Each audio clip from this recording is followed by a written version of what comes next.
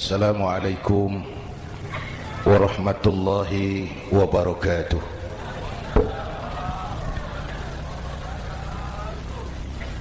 Alhamdulillahi wa kafa, wassalatu wassalamu ala sayyidina Muhammadin al-Mustafa wa ala alihi wa ashabihi ahli sidqi wal wafa. Amma ba'd. Para ulama, para habaib, para masyayikh yang saya muliakan, yang terhormat Bapak Kapolres dan Bapak Dandim, Sahibul Bait, segenap keluarga besar Pondok Pesantren Raudhatul Muta'allimin Al-Aziziyah, bapak-bapak, ibu-ibu, hadirin hadirat ma'asyiral muslimin yang saya cintai. Saya bersyukur dapat menghadiri haflah Maulidin Nabiil Karim, dan saya bangga dan terharu dengan keberadaan Pondok Pesantren Raudhatul Muta'allimin Al-Aziziyah ini. Sekarang ini banyak orang bisa memberi contoh, tapi sedikit orang bisa menjadi contoh. Memberi contoh itu mudah, tapi menjadi contoh itu yang sulit. Oleh karena itu, pada kesempatan ini kita ingin mengambil contoh bagaimana Rasul melaksanakan perjuangan. Apa modal utamanya? Saya sampaikan 3 sajalah, mudah-mudahan selesai 10 menit. Yang pertama, modal utama perjuangan baginda Rasul adalah akhlakul karimah. Memperbaiki akhlak dengan akhlak. Oleh karena itu, Suramadu sudah selesai. Dari dan ke Madura jadi lebih mudah. Bahkan Madura akan jadi daerah industri. Tetapi yang kita ingin Madura tetaplah Madura. Akhlak tidak boleh berubah. Zaman boleh berubah, akhlak tidak. Masa boleh berganti, tapi keyakinan tidak boleh mati. Nah, soalnya adalah kepada siapa kita harus berakhlak? Kita itu kan harus berakhlak kepada 2. Kita harus berakhlak pertama kepada Allah. Ini yang terpenting. 13 tahun Rasul berjuang di Mekah hanya memperbaiki akhlak kepada Allah, menanamkan tauhid, meluruskan akidah, membangun keyakinan. 13 tahun di Mekah dengan perhitungan, kalau fondasi kuat bangunan aman, kalau fondasi melenceng bangunan bengkok, kalau fondasi rapuh bangunan runtuh. Bangunan bagaimana pondasinya, orang hidup bagaimana imannya. Kekuasaan dan jabatan baru ada manfaatnya kalau dipegang tangan orang beriman. Kalau tidak, yang muncul Fir'aun. Harta baru terasa manfaatnya kalau dipegang tangan orang beriman. Itulah sebabnya bangsa kita ini bukan cuma perlu orang pintar, kita perlu orang benar. Bahkan di masyarakat lebih baik benar tidak terlalu pintar ketimbang pintar tapi tidak benar.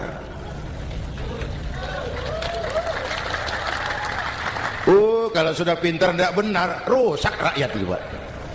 Disuruh ngurus beras malah nimbun beras. Ya, disuruh ngurus laut jadi bajak laut. Disuruh ngurus hukum, bikin hukum seperti pisau, tajam ke bawah, tumpul ke atas. Kalau yang kecil salah, hukum cepat-cepat ditegakkan. Yang besar salah, diam pura-pura tidak mengerti. Itu yang melukai rasa keadilan. Mulai dari akhlak kepada Allah. Bagaimana cara berakhlak kepada Allah? Caranya 2. Pertama, jangan menyekutukannya dengan sesuatu pun. Yang kedua, jangan menyembah kecuali hanya kepadanya. Itu akhlak kepada Allah. Konsisten, disiplin. Saya bersaksi tiada Tuhan selain Allah, maka saya tidak akan menyembah kecuali hanya kepada Allah. Saya tidak akan takut kecuali hanya kepada Allah. Saya tidak akan minta tolong kecuali hanya kepada Allah. Saya tidak akan melarikan persoalan kecuali hanya kepada Allah. Saya bersaksi Nabi Muhammad utusan Allah, Nabi terakhir. Tidak ada Nabi sesudah Nabi Muhammad. Harga mati, titik. Disiplin. Ada yang mengaku jadi Nabi, wajib tidak percaya. Disiplin. Sekarang ini kan bangsa kita disiplinnya lemah. Korupsi agak sulit diberantas karena pejabat kita takut atasan tapi nggak takut Tuhan.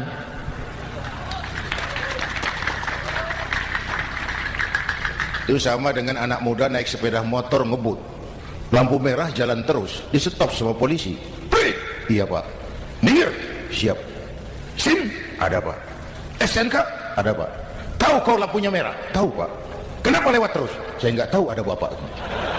Itu disiplin kita. Tenang benar jawabnya, kayak orang nggak salah itu. Iman. Apalagi belakangan ini, saya sering bilang gini pak, ini humor tapi agak tasawuf. Orang yang paling tenang hidupnya itu tukang parkir. Coba lihat tukang parkir, walaupun mobil banyak, mereknya bagus-bagus, nggak pernah sombong. Tenang ini, tenang. Nanti mobil pergi satu demi satu, habis sama sekali, dia tidak sedih. Tenang. Mobil banyak tidak sombong, mobil habis tidak sedih. Apa rahasianya? Ternyata, ini tasawufnya di sini. Tukang parkir tidak merasa memiliki, tapi merasa dititipi. Betul. Siapa saja yang merasa memiliki, bersiaplah kehilangan, dan itu menyakitkan. Tapi kalau merasa dititipi, jabatan, harta, anak, istri, semua titipan, hiduplah seperti tukang parkir. Pertama, titipan tidak boleh bikin kita sombong. Dititipi kok sombong, tidak pantas ya. Pak Zainuddin titip mobil ya, silakan. Yang punya mobil pergi, saya petatang-peteteng. Tidak pantas dititipi kok sombong. Ada orang dititipi jabatan oleh Allah, sombong. Dititipi sombong. Ada enggak pejabat sombong? Ada, namanya Fir'aun. Tuh pejabat-pejabat sombong anak buah Fir'aun semua. Dititipi harta oleh Allah, jadi orang kaya sombong. Sama tetangga enggak mau kenal orang lain, kecil semua, jalan enggak injak tanah. Kuntilanak. Yang kedua penting, titipan harus dijaga baik-baik. Kalau tidak, yang nitip marah. Yang nitip marah. Pak, titip sepeda motor, silakan. Waktu diambil sepeda motor, kaca spion pecah, knalpot hilang, bemper hancur, marah enggak yang nitip? Marah. Saya kan titip, kenapa enggak dijaga baik-baik? Dititipi harta oleh Allah, jadi orang kaya supaya bangun pesantren, bela yatim, santuni yang lemah, pelitnya 17 setan. Yang nitip marah. Dititipi jabatan oleh Allah, isinya korupsi saja, yang nitip marah. Nah, saya mau kasih lihat sekarang, Allah titip Indonesia. Allah titip Indonesia.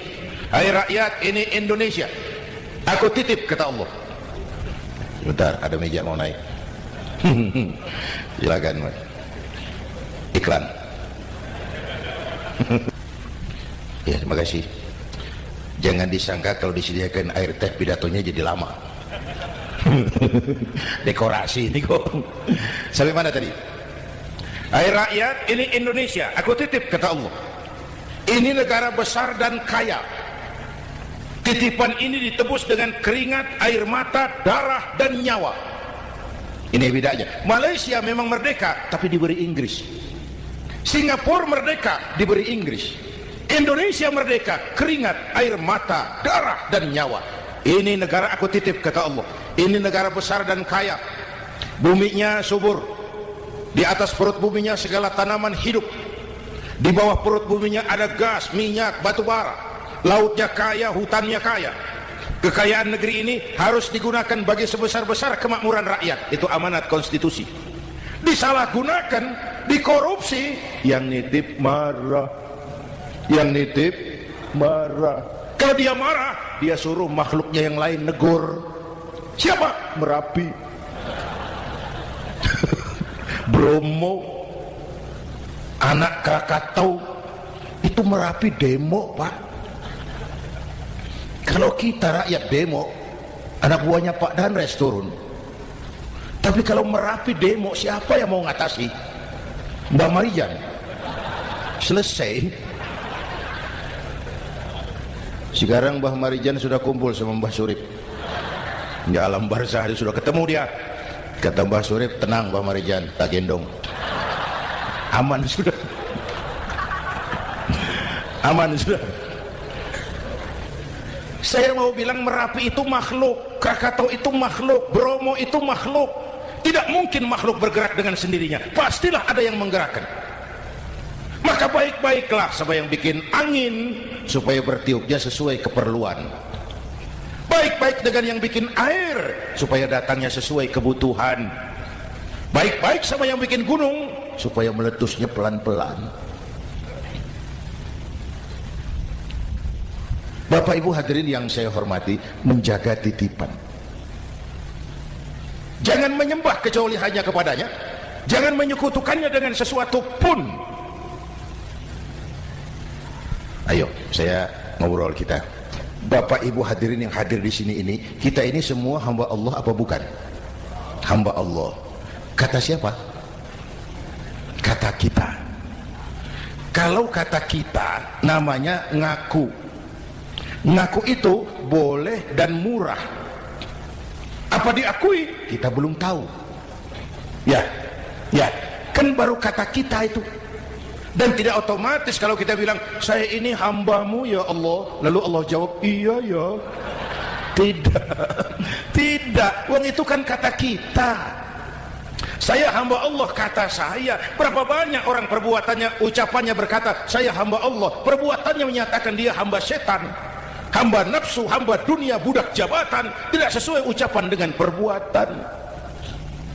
Jadi hamba Allah itu nggak mudah, digojlok, diuji. Coba lihat, yang jelas diakui sebagai hamba itu baru satu yang kita peringati ini, baginda Nabi. Allah mengakui kapan? Waktu menceritakan Isra dan Mi'raj. Apa yang dipakai kalimat? Subhanallazi asra bi'abdih. Maha suci Allah yang telah menjalankan hambanya. Hambanya. Muhammad itu hambaku, aku jalankan dia. Allah mengakui. Kapan kalimat ini turun?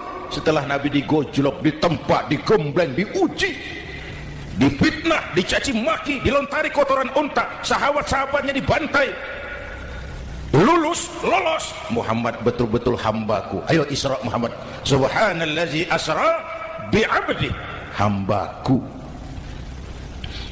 Jadi kalau mau jadi hamba Allah ya diuji, digojlok, digembleng. Nah, mari kita lihat kehambaan baginda Nabi. Orang yang paling bersih hatinya Rasulullah.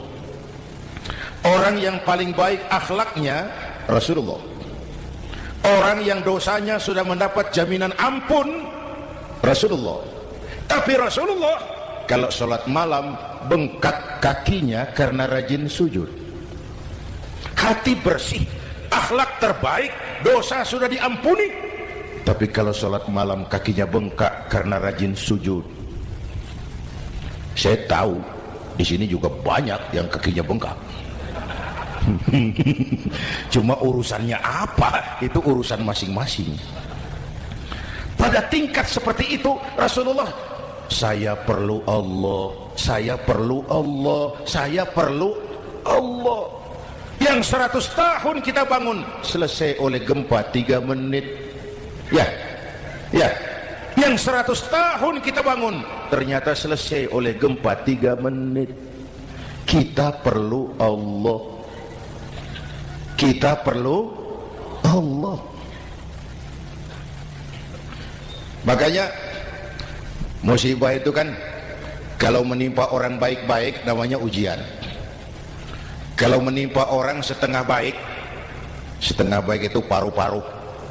Ini yang bikin malaikat bingung. Sholat rajin, maksiat tekun, baca Quran mau, fitnah orang hobi, ngaji nyolong jalan terus. Untung di sini nggak ada yang begitu. Di Jakarta banyak. Di sini insya Allah sama. Jakarta. Orang separuh-separuh seperti itu kalau dapat musibah itu namanya teguran, bukan ujian. Kenapa ditegur? Lalai. Nah, kalau orang jahat dapat musibah itu namanya persekot. Uang muka tanda jadi. Kontannya nanti di akhirat. Kalau diuji bukan saja harus sabar tapi harus lulus. Kalau ditegur introspeksi, perbaiki yang kurang, kurangi yang memang berlebihan. Bertali-tali, bersambung-sambung musibah ini. Dan musibah kalau datang tidak pernah memilih, tidak pernah memilih. Bapak Ibu hadirin yang saya muliakan, jadi mari yang pertama jaga akhlak kita kepada Allah. Jangan menyekutukannya dengan sesuatu pun, jangan menyembah kecuali hanya kepadanya. Sekarang kan musim entertain, orang pandai membangun pencitraan, orang pinter bikin bungkusan. Sekarang ini kiai sama dukun tipis bedanya. Bener Pak, pemburu hantu pakai sorban, pakai gamis, nanti kiai pakai helm. Atribut sudah kacau sekarang ini, siapa pakai apa, siapa mau jadi apa tidak jelas. Sementara masyarakat kita memang agak kutil, kurang teliti, cepat heran, gampang kagum. Pernah terjadi suatu saat tabrakan di jalan, keras sekali, korban jatuh berlumur darah, dikerubungi orang banyak. Datang wartawan mau ambil gambar dari dekat, sulit, banyak sekali orang ngerubung. Dia cari akal, tolong saya dikasih jalan ke dekat korban. Orang menoleh semua. Saudara siapa? Saya bapaknya korban. Dia mengaku bapaknya korban. Ya orang minggir semua, minggir, ada bapaknya korban. Orang minggir semua, dia maju ke depan korban. Sampai di depan korban pucat mukanya itu wartawan. Kenapa? Yang ketabrak anak monyet Pak. Dia sudah ngaku bapaknya korban. Ini cerita pendek tapi pesannya dalam. Kalau belum kenal benar jangan cepat-cepat ngakui. Ya rakyat harus cerdas sekarang ini. Emas pasti kuning, benar itu? Apa semua yang kuning pasti emas? Udah cerdas lah itu. Hati-hati, ini zaman pencitraan, orang pandai bikin bungkusan. Oleh karena itu kita juga harus punya filter supaya tidak hanyut oleh kedangkalan pencitraan itu. Satu itu akhlak kepada Allah.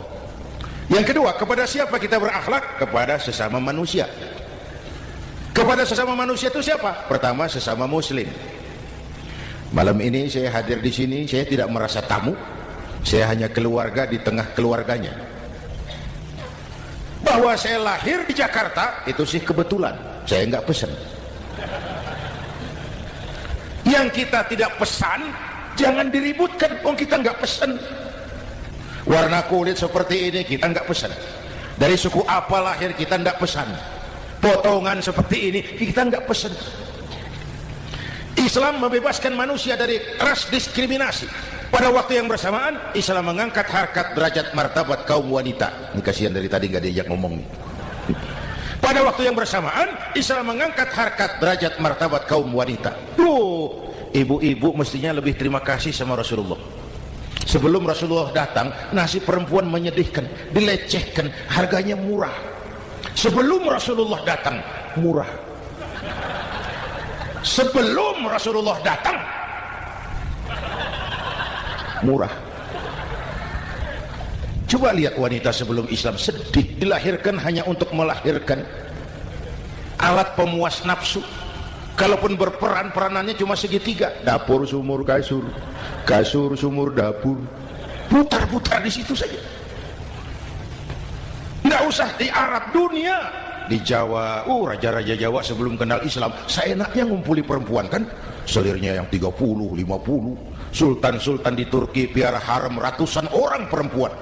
Kaisar terakhir dinasti Ming Cina bangun istana 1000 kamar, istrinya 1000. Innalillahi wa inna. Itu saya coba pikir, raja kalau istrinya 1000, kapan pakai kolor itu raja itu?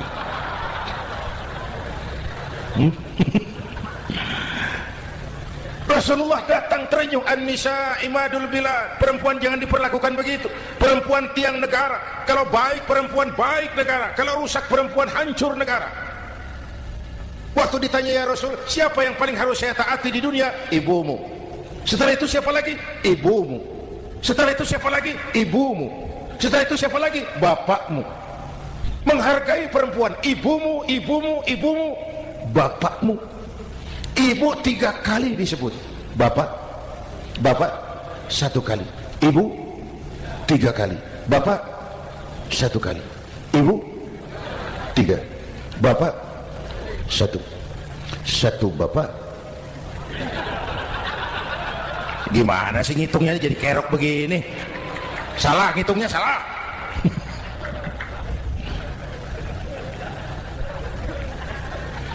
Lalu dicairkan kehidupan kemasyarakatan di masjid. Masya Allah, masjid itu pendidikan demokrasi betul.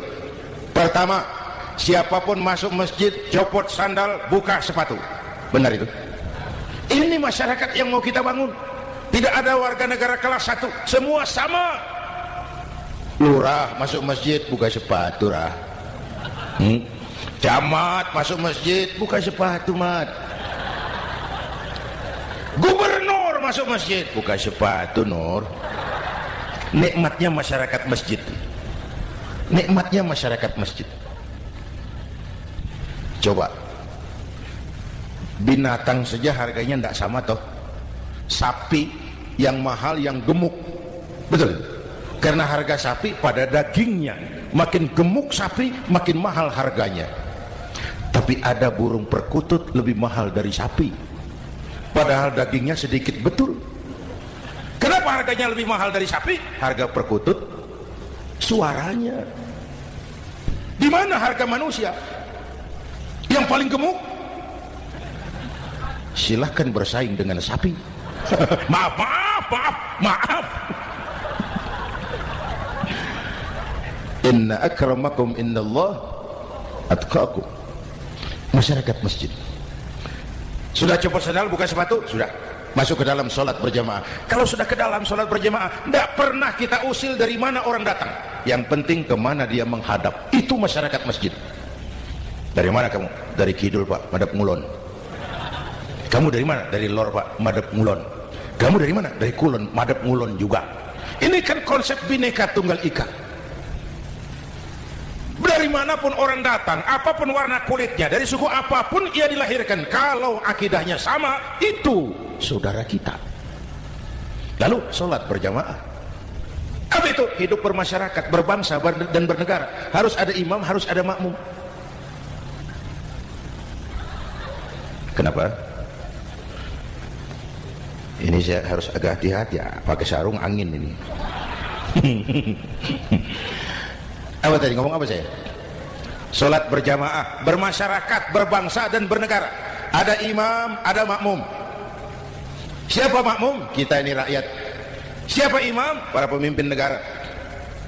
Apa bedanya? Imam harus dipilih, makmum nggak usah.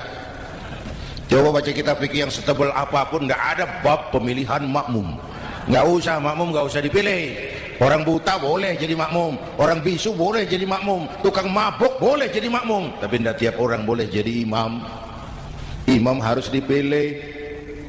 Siapa yang jadi imam? Pertama, a'lamuhum, orang yang paling alim di kampungmu, angkat jadi imam. Yang paling alim, bukan yang paling tua. Yang paling alim, tahu urusan, punya konsep, punya visi dan misi, mengerti negara ini mesti dibawa kemana, jalan keluarnya apa, angkat jadi imam. Pak, ada 2 orang, Pak, alimnya sama, yang mana yang dipilih? Kalau ada 2 orang alimnya sama, kata Nabi, afsahuhum, yang lebih fasih lidahnya. Apa artinya fasih? Nyambung sama rakyat, tahu apa yang dimaui rakyat, nyambung.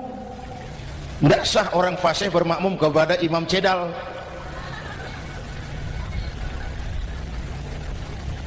Kenapa, Bu?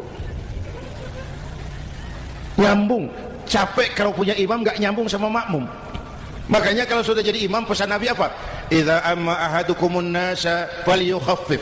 Kalau kamu jadi imam, ringankan sholat kamu, jangan terlalu panjang. Itu makmum tidak sama kekuatannya. Ada yang tua renta diri saja sudah gemetar. Ada makmum yang punya darah tinggi, kalau sujud lama kepalanya sakit. Ada makmum yang sudah janji habis sholat mau terima uang. Jangan kalau sudah jadi imam di kota, sholat isya berjamaah, rakaat pertama selesai Fatihah, Yasin, bubar makmum itu. Jadi imam jangan terlalu lama. Kayak Husni Mubarak tuh, kelamaan jadi imam 30 tahun, rakyat capek.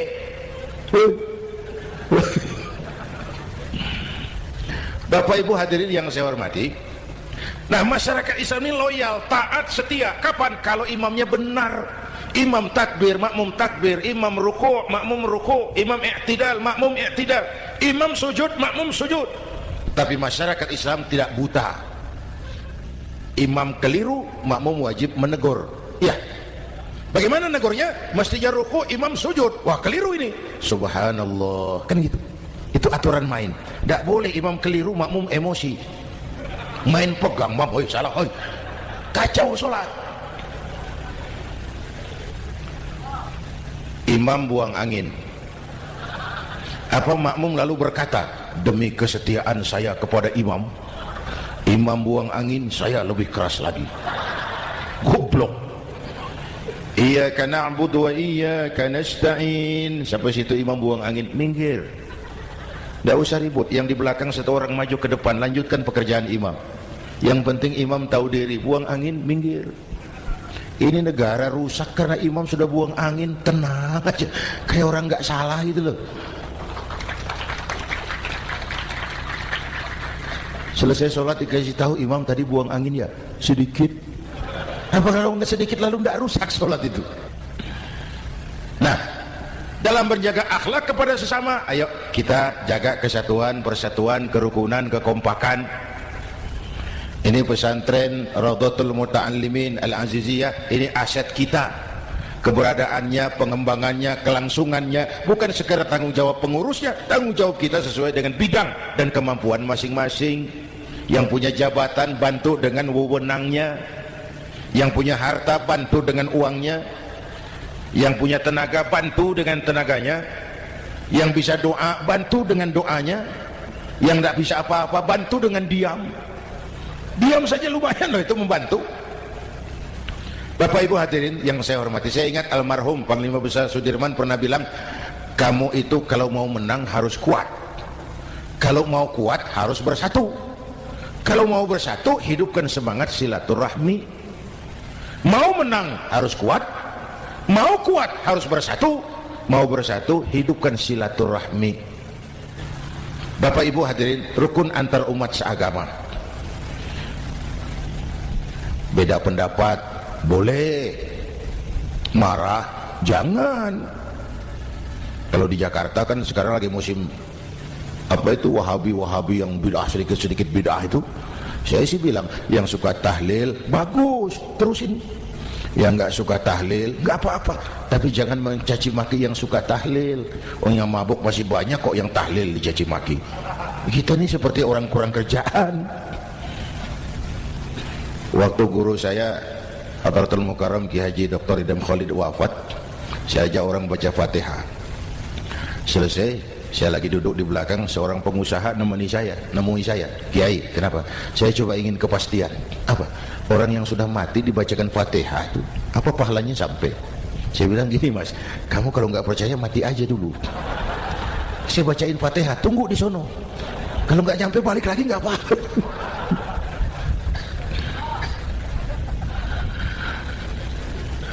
Depan rumah saya itu ada masjid, Pak, pakai beduk seperti itu. Ada teman saya, Kiai, pakai beduk masjidnya. Iya pakai. Kan Rasulullah enggak pakai. Enggak memang. Bid'ah tuh. Oh, siapa bilang? Beduk itu bukan agama, itu budaya, tanda masuk waktu. Bukan manggil orang sholat. Manggil orang sholat pakai azan. Tanda masuk waktu, itu hebatnya Wali Songo, pakai beduk. Kalau nggak mau pakai beduk boleh, teriak-teriak juga boleh. Pogreb, boleh. Tapi Wali Songo kan bijaksana, pakai beduk saja sekali pukul satu desa dengar. Itu bijaksananya dakwah Wali Songo. Kalau beduk dianggap bid'ah, miskin kita. Itu budaya. Seperti sepeda motor, itu budaya. Kalau nggak mau pakai beduk boleh, teriak-teriak juga boleh. Pogreb, boleh. Tapi Wali Songo kan bijaksana, pakai beduk saja sekali pukul satu desa dengar. Itu bijaksananya dakwah Wali Songo. Kalau beduk dianggap bid'ah, miskin kita. Itu budaya. Seperti sepeda motor, itu budaya. Kalau beduk dianggap bid'ah, sepeda motor bid'ah tuh Rasulullah nggak pakai, jual, beliin unta.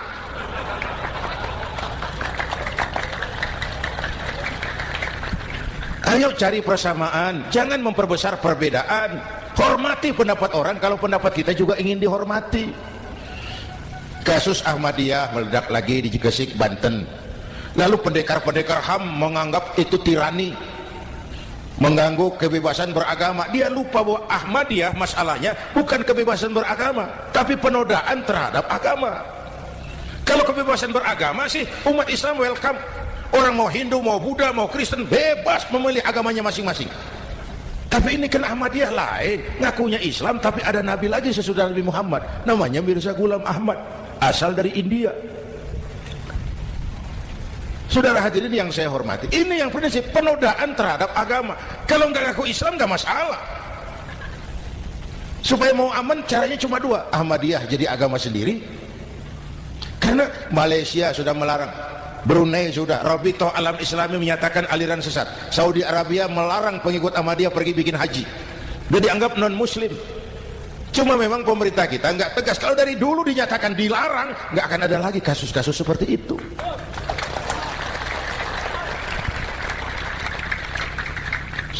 Nah, selain itu kita umat juga harus disiplin.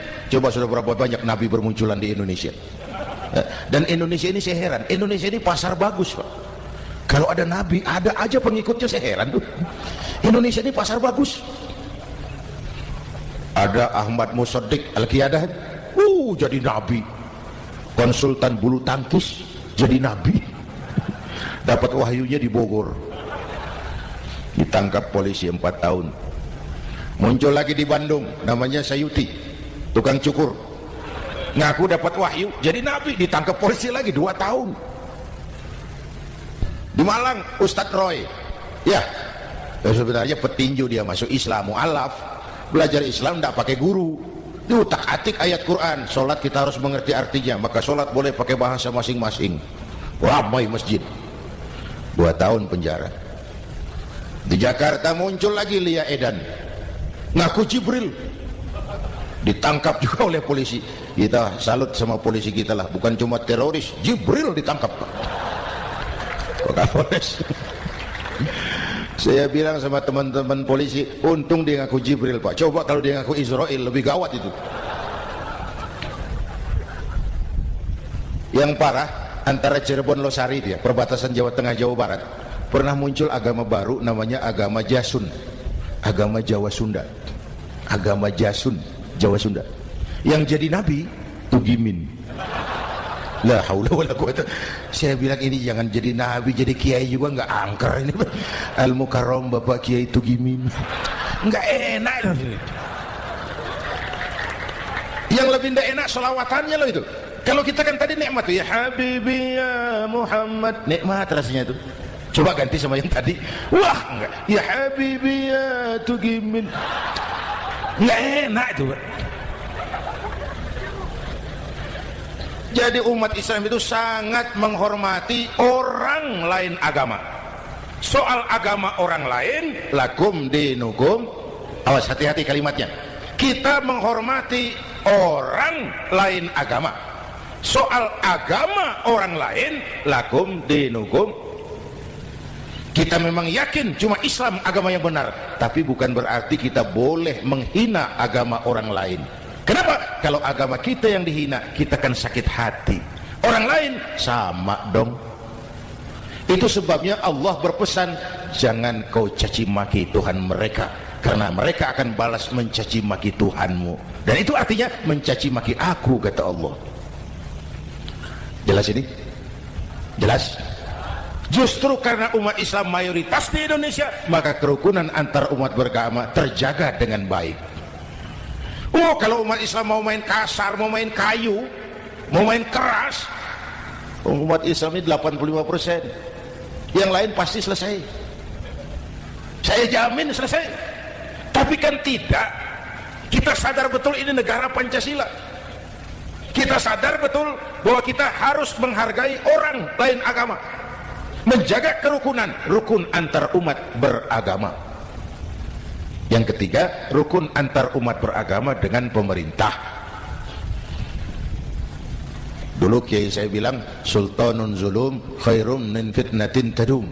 Pemerintah yang jelek pun sebenarnya masih lebih lumayan ketimbang tidak ada pemerintahan. Kalau itu ukurannya. Coba umpama nanti Pak SBY sudah terlalu pusing, lalu pengumuman jam 000, seluruh rakyat Republik Indonesia saya umumkan mulai malam ini tepat jam 000 pemerintah bubar. Ayo bayangkan seperti apa kita tanpa pemerintah. Hukum rimba, yang kuat menekan yang lemah, yang kaya merampok yang miskin. Rumah saudara dirampok, lapor ke polisi, kata Kapolres, maaf polisi baru bubar. Hak asasi diinjak-injak, lapor ke pengadilan, pengadilan bubar. Masih ada pemerintah saja yang kuat suka menekan yang lemah, apalagi kalau tidak ada pemerintah. Karena itu ulama dan umara dua pilar utama. Kalau kuat keduanya, kuatlah masyarakat. Kalau rapuh keduanya, maka rapuhlah juga masyarakat. Bapak Ibu hadirin yang saya hormati, ini yang kedua, kita harus berakhlak kepada sesama. Yang ketiga, kepada siapa kita harus berakhlak? Kenapa? Iya, saya cuma lihat jam. Yang ketiga, kepada siapa kita harus berakhlak? Kita ini harus berakhlak kepada makhluk Allah yang lain di luar manusia. Kepada air kita harus berakhlak loh Pak. Saya dulu remaja ngaji fikih, kiai ngajar makruh buang air kecil di tanah yang berlubang. Saya protes, kenapa makruh kiai? Pertama, untuk kesehatan. Siapa tahu di lubang yang kau kencingi ada gas beracun. Kalau tidak kiai, kalau tidak maka artinya kau harus melindungi binatang yang ada di dalam lubang. Siapa tahu di lubang yang kamu kencingi ada semut sedang rapat membahas masalah Mesir. Apa dosanya lalu mati dikencingi? Ini namanya rahmatan li semut. Bapak Ibu hadirin yang saya hormati, ada hadis sederhana, fa iza zabahtum fa ahsinuz zibhata. Kalau kamu menyembelih hewan, sembelihlah dengan cara yang terbaik. Jangan nyembelih ayam pakai pisau tumpul, itu namanya tidak berperi kebinatangan. Kepada ayam kita berakhlak, kepada pohon kita berakhlak, kepada air kita berakhlak. Kenapa sekarang alam tidak seramah dulu? Karena kita juga tidak ramah kepada alam. Kenapa sering terjadi banjir? Karena tempat air kita kurangi. Dia bingung mau kemana. Air nggak punya tempat, akhirnya masuk ke rumah kita juga. Masuk dalam zuharul fasadu bil barri wal bahri bima kasabat aydin nas, karena kita tidak berakhlak kepada lingkungan. Bapak Ibu hadirin yang saya hormati, jadi itu yang pertama, modal utama perjuangannya akhlakul karimah. Mau sukses, utamakan akhlak. Industrialisasi boleh terjadi di Madura, jalan berhotmik licin, oke, listrik masuk desa, alhamdulillah, tapi akhlak jangan berubah, akidah jangan goyah. Teknologi tidak bahaya, yang bahaya orang yang menggunakannya. Wayang itu yang namanya cepot, itu bisa selawat badar kalau yang megang Anom Suroto. Cepot bisa selawat badar kalau yang megang Anom Suroto. Wayang bagaimana dalangnya, teknologi bagaimana orang yang menggunakannya. Satu. Yang kedua, yang kita contoh dari baginda Rasul, beliau itu sejak kecil tidak dimanjakan Pak. Lahir ke dunia tidak sempat melihat wajah bapak. Umur 6 tahun ditinggal ibu. Umur 9 tahun ngembala kambing, berniaga ke Syam. Syam itu Syria sekarang. Umur 9 tahun bisnis lintas negara dari Saudi ke Syria. Remaja tidak dimanjakan, kerja keras, peras keringat, banting tulang, tidak ada pekerjaan halal yang hina. Lahir pribadi yang tegar, mental yang tahan banting, manusia yang tidak cengeng karena sejak kecil ditempa oleh kesulitan. Jadi gini, orang itu kalau biasa susah, ketemu susah, tidak kaget Pak, mentalnya kuat. Saya santri biasa makan kangkung, datang ke rumah teman dikasih kangkung, loh makanan saya ini, dikasih daging ayam, nambah. Orang tuh kalau biasa susah enak. Saya santri biasa tidur di masjid, disuruh nginep di hotel, pules Pak. Tapi yang biasa tidur di hotel suruh nginep di masjid, encok. Hidup ini perjuangan, mau sukses harus berani susah. Jangan seperti dulu di cerita santri. Ada santri beternak lebah, ambil madunya itu. Satu hari dia mau periksa sarang lebah, naik ke pohon pakai tangga, pakai sarung biasanya santri. Dia lupa ada pakai celana dalam. Naik pohon periksa, entah bagaimana terpegang sarang lebah itu. Berhamburan lebahnya keluar. Salah satu masuk ke sarungnya. Tergigitlah Al-Mukarramnya itu. Dia menjerit, aduh, jatuh berguling ke bawah. Sudah lama jatuh, dia buka sarungnya, dia lihat bengkak. Karena bengkak kan jadi besar, sedang juga dia. Dia berdoa, ya Allah, hilangkan sakitnya, biarlah bengkaknya. Ini doa orang nggak konsekuen. Orang bengkak dan sakit itu paket. Mau bengkak ya harus berani sakit. Masa sakitnya bengkaknya mau, sakitnya nggak mau. Itu satu itu. Yang kedua, kita ini sering kalau punya cita-cita sering seperti rapat tikus. Satu hari sekelompok tikus rapat paripurna tikus untuk mengantisipasi bahaya kucing. Bagaimana supaya kucing itu jangan lagi mengganggu kita? Akhirnya ada yang mengusulkan begini, bagaimana kalau di leher kucing kita gantungkan lonceng, supaya kalau dia datang dari jauh suaranya sudah kedengaran dan kita bisa lari menyelamatkan diri. Wah, cerdas dia. Setuju semua. Setuju, bagus. Nah, waktu pembicaraan dilanjutkan, tikus mana yang mau menggantungkan lonceng ke leher kucing? Rapat bubar. Setuju, akur, ya. Waktu kerja selesai. Bapak Ibu hadirin yang saya hormati, terutama anak-anak saya, para santri, remaja, pemuda. Hidup ini persaingan. Bapakmu tamat SD, nak kau sarjana. Bapakmu cuma jadi RT, nak kau camat. Bapakmu tukang tambal ban, kau harus punya pabrik ban. Anak saya pertama dulu, saya titip mondok di Tebu Ireng.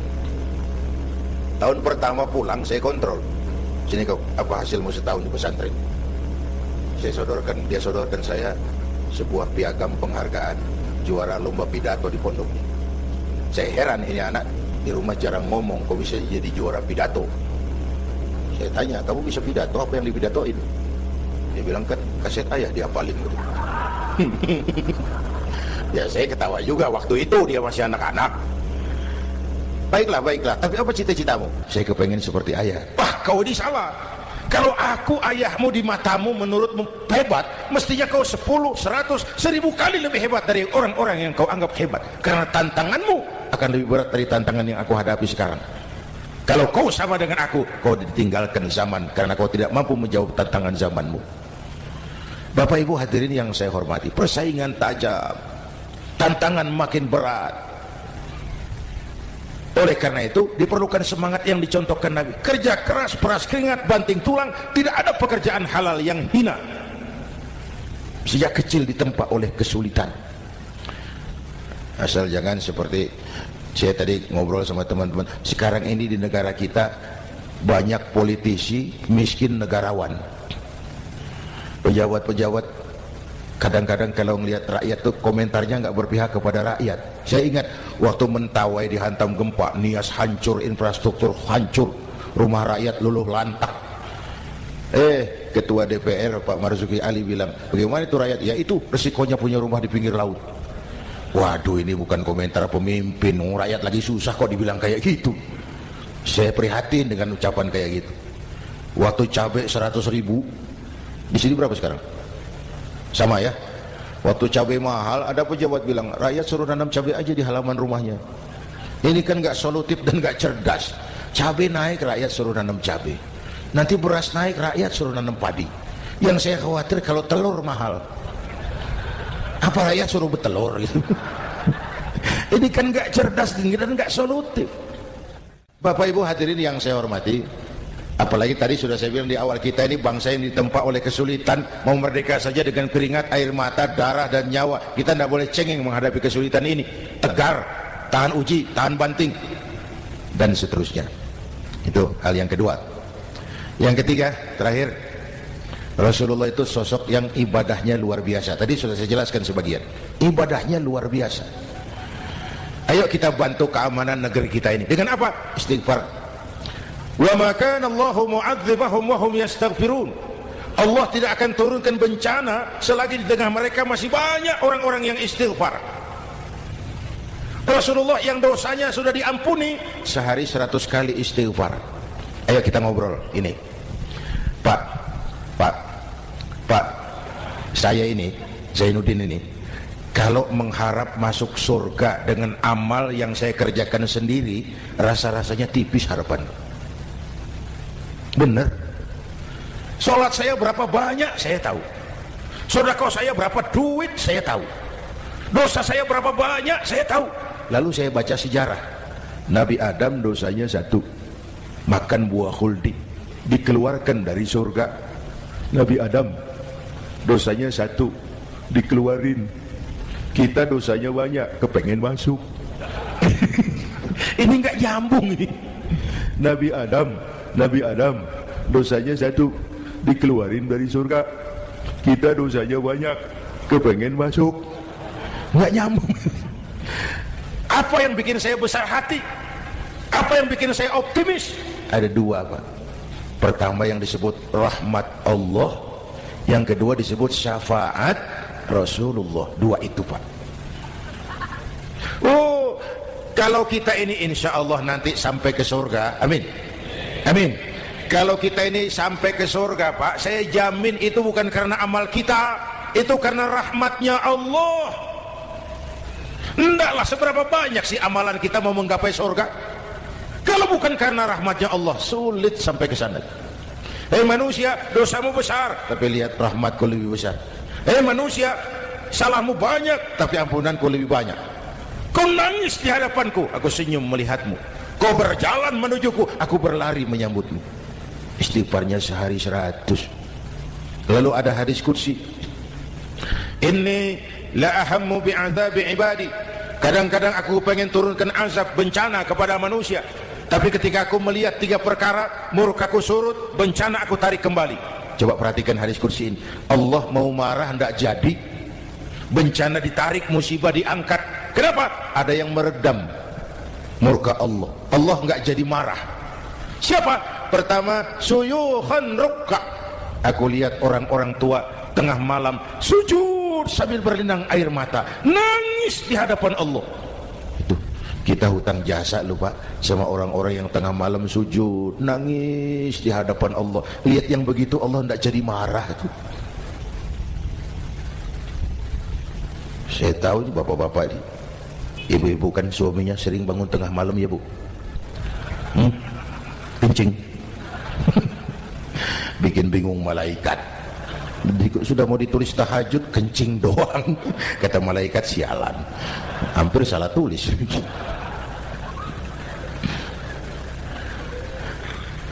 Aku lihat orang tua tengah malam sujud sambil berlinang air mata. Lalu aku lihat bayi-bayi tanpa dosa masih menyusu, sibyanan rutla. Bayi-bayi tanpa dosa masih menyusu, suci bersih, belum ternoda. Wa bahaiman rutla. Dan aku lihat binatang ternak melata mencari makan, kambing mudah cari rumput, alam terjaga keasriannya. Bagaimana bencana nggak mau nambah, kita mengamalkan hadisnya juga terbalik. Yang diminta itu orang tua tengah malam sujud, bayi tanpa dosa nyusu. Sekarang bayi tanpa dosa dibuang ke tempat sampah gara-gara orang tua tengah malam nyusu. Terbalik namanya. Yang diminta itu orang tua tengah malam sujud, bayi tanpa dosa nyusu. Ini bayi tanpa dosa dibuang ke tempat sampah gara-gara orang tua tengah malam.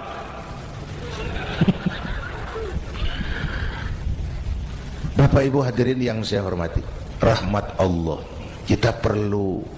Yang kedua, syafaat Rasulullah. Mari saya cerita syafaat sedikit.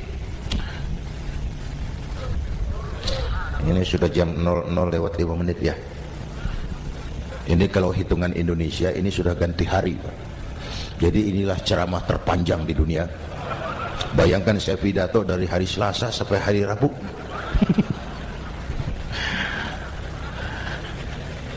syafaat. Agak saya singkat ceritanya. Nanti itu Pak, setelah alam ini hancur sehancur-hancurnya, bumi gempa, gunung meletus, air laut tumpah ke darat, halilintar menyambar, planet-planet bertabrakan, semua yang hidup mati bareng tanpa persiapan, termasuk malaikat. Malaikat mati, yang tinggal cuma Allah sendirian. Yang lain hancur semua, tinggal Allah sendirian. Allah patroli berseru-seru, limanil mulkul yaum, ahai, siapa penguasa hari ini? Mana Fir'aun yang ngaku Tuhan, nongol kalau memang Tuhan. Mana Abrahat, mana Namrus, mana itu Benito Mussolini, mana itu Adolf Hitler, mana itu Hosni Mubarak. Penguasa-penguasa yang ngaku berkuasa, nongol kalau memang penguasa. Gak ada yang jawab Pak, semua sudah rebah. Allah lalu berkata, la ilaha illa ana. Ternyata tidak ada Tuhan lain selain aku. Allah sombong waktu itu. Kalau Allah sombong itu pantas. Hadis qudsi mengajarkan al-kibriya'u libasi, sombong itu pakaianku, kata Allah. Cuma aku yang pantas pakai. Kamu manusia nggak pantas pakai pakaianku, kebesaran. Pakaian Allah mau dipakai, sombong itu pakaian Allah, cuma Allah yang pantas pakai. Nanti itu yang pertama dihidupkan bukan kita, malaikat dihidupkan lebih dulu. Hidupan pertama, malaikat hidup semua, diatur panitia akhirat. Yang nyambut tamu siapa, yang pimpin marawis siapa. Malik siap, sediakan neraka. Aku mau bakar itu bajingan tengik yang waktu di dunia nggak mau sujud, jauh dari ulama, tinggal di masyarakat jadi biang kerok, sama yatim kejam. Sediakan neraka. Baik. Ridwan, iya, sediakan surga. Aku mau balas hamba-hambaku yang waktu di dunia rajin sujud, dekat dan cinta kepada ulama, santun kepada yatim, suka menolong orang yang memerlukan pertolongan. Baik. Jibril, Mikail, iya, ke surga. Untuk apa ya Rob? Ambil kendaraan bernama Buraq, turun ke alam, cari di mana kubur kekasihku Muhammad, bangunkan dari kuburnya, bawa ke surga. Turun Jibril dan Mikail, cari kubur Nabi. Wong alam sudah hancur-hancuran, jangan cari kuburan, cari bangkalan aja nggak ketemu. Bingung dua-dua. Jibril sebelah mana kubur Nabi? Nggak tahu Mikail. Lalu dua-duanya sujud mohon pertolongan Allah. Dengan izin Allah terbuka kubur Nabi. Allahumma sholli alaihi wa ala alihi. Bangun dari tidur seperti orang bangun dari kubur seperti orang bangun tidur, mengusap mata, menoleh ke kanan Jibril, menoleh ke kiri Mikail, lalu tanya, ayu yaumin hadza ya Jibril? Ini hari apa Jibril? Ini hari apa? Hadza ma wa'adar rahman. Ini hari yang dijanjikan Allah Muhammad. Ini kiamat. Kiamat Jibril? Kiamat. Jibril, kalau memang ini hari kiamat, aina ummati? Umat saya mana Jibril? Umat saya mana? Allah karim. Belum pernah saya lihat di dunia ada satu pemimpin yang begini besar cintanya kepada umatnya seperti baginda Rasul. Dari dunia sampai akhirat beliau cinta kita. Dari dunia sampai akhirat beliau bela kita. Bangun dari kubur, tahu hari sudah kiamat, yang pertama ditanya, aina ummati? Umat saya mana Jibril? Kita yang ditanya. Kalau saya yang pertama dibangkitkan dari kubur, lain pertanyaannya. Ini hari apa Jibril? Kiamat Zainuddin. Oh, bini saya mana Jibril? Nabi enggak tanya Khadijah wala Fatimah wala Aisyah, aina ummati? Umat saya mana Jibril? Umatmu? Iya, kau manusia pertama yang dibangunkan dari kubur. Yang lain masih dikubur. Oh. Lalu kita ke surga Muhammad. Perintah Allah, perintah Allah. Sampai di surga seperti orang tidak betah Nabi itu, resah, gelisah, mondar-mandir, mukanya murung. Yang punya surga kan negur, Muhammad, labbaik ya Rabb. Tidak enak di surga ya? Enak. Kok kamu seperti orang nggak kerasan gitu, resah, gelisah? Kenapa? Saya teringat umat saya ya Allah. Umat saya bagaimana nasibnya? Iya, saya sudah enak di DPR. Salah. saya sudah enak di surga, gaji cukup, kursi empuk, dapat mobil dinas. Nggak, umat saya yang waktu kampanye kepanasan itu gimana nasibnya?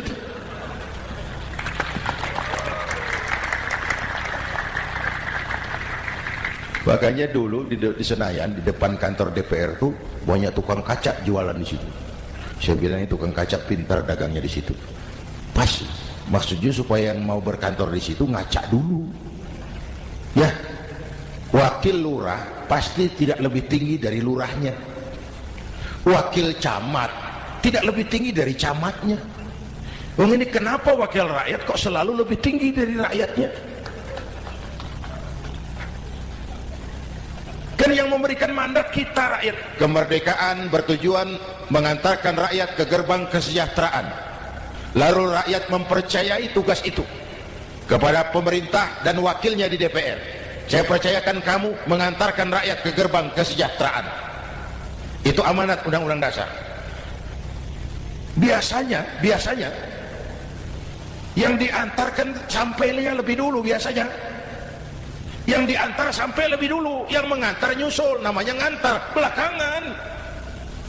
Ini lebih cepat wakil rakyatnya makmur daripada rakyatnya. Yang mau ngantar makmurnya lebih dulu dari yang mau diantar. Yang diantar kelelerahan di jalanan, yang mengantar udah sampai. Jadi bagaimana Muhammad? Saya minta izin mau keluar, tengok saya punya umat. Saya potong ceritanya. Saat manusia dibangkitkan dari kuburnya masing-masing, Masya Allah, Masya Allah, saya nggak sanggup bayangkan jumlah manusia yang hidup di muka bumi sekarang kan 6 miliar. Cina berdua, India 2,5 miliar. Cina 1,5 miliar, India 1 miliar rakyatnya. Berdua sudah 2,5 miliar. Itu kalau kencing bareng banjir besar. Bayangkan manusia dari awal sampai akhir berapa puluh miliar kumpul di padang mahsyar. Subhanallah. Sibuk, panik, bingung mau disidang di hadapan Allah. Sebagian kumpul di pojokan berunding, kita mau disidangi. Terus ayolah kita cari bantuan. Kemana? Adnan Buyung. Begini, kita ini kan anak cucu Nabi Adam, pantas dong kita minta tolong sama beliau. Yuk, setuju. Berangkat cari Nabi Adam. Ya Adam, anta abal bashar. Adam, tuan datuknya manusia, kami cucu kamu, anak turunan kamu mau disidang, tolong kami Adam, tolong. Kata Nabi Adam, Quraisy mas, rombongan Jawa, aku naik mumet lagi sama Nabi Nuh saja. Nuh bilang, tidak bisa, saya juga punya masalah, pernah minta obat ditenggelamkan. Ibrahim barangkali, semua Nabi hand up, angkat tangan.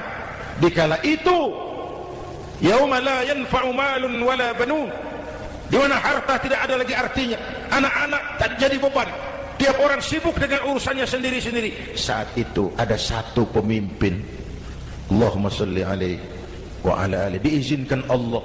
Dikala semua nabi yang lain angkat tangan hand up, beliau malah ummati ana laha, ta'ali ummati, ta'ali ummati, umatku sini, umatku sini. Beliau memanggil-manggil umatnya. Yang bagaimana yang dipanggil? Ada hadis, inna ummati yatuna yaumal qiyamah ghurran muhajjalin min atharil wudu. Umatku besok di akhirat datang menghadap Allah dengan muka bersinar-sinar karena sering wudu. Sering wudu kan sering sujud. Masa cuma wudu tapi enggak sujud? Itu nanti enggak usah mengaku Rasul yang panggil, sini umatku. Tapi kalau muka enggak pernah wudu, enggak pernah sujud, merangkak di depan Nabi, saya umatmu ya Rasul. Kata Nabi, umat saya enggak ada yang kumpul gini. Dikala itu beliau berkenan memberikan syafaat. Syafaat itu saudara-saudara, saya pakai sarung, sobek sedikit. Syafaat itu nambeli, itu loh. Salat saya kurang sedikit, sedekah saya campur riak sedikit, puasa saya ikhlas sedikit, ditutup dengan syafaat. Saya mau dagang, perlu modal 20 juta, saya punya uang 15 juta, yang 5 juta syafaat. Jadi harus ada modal. Kalau sholat tidak pernah, sedekah tidak pernah, lalu syafaatnya dari mana? Yang dapat tambelan itu yang punya sarung bolong, punya sarung sobek, ditambal dengan syafaat. Nah kalau tidak ada sarung, apa yang mau ditambal? Ya, Nah, mudah-mudahan kita semua mendapat rahmat Allah dan mendapat syafaatnya Rasulullah Sallallahu Alaihi Wasallam. Bapak Ibu hadirin, sudah 7:30 lewat 4 jam. Saya pun kangen, tapi hari sudah larut. Insyaallah lain kesempatan kita jumpa lagi. Terima kasih kepada al-mukarramun, para ulama, para habaib, pengasuh pesantren Raudhatul Muta'allimin Al-Aziziyah, dan semua yang hadir. Assalamualaikum warahmatullahi wabarakatuh.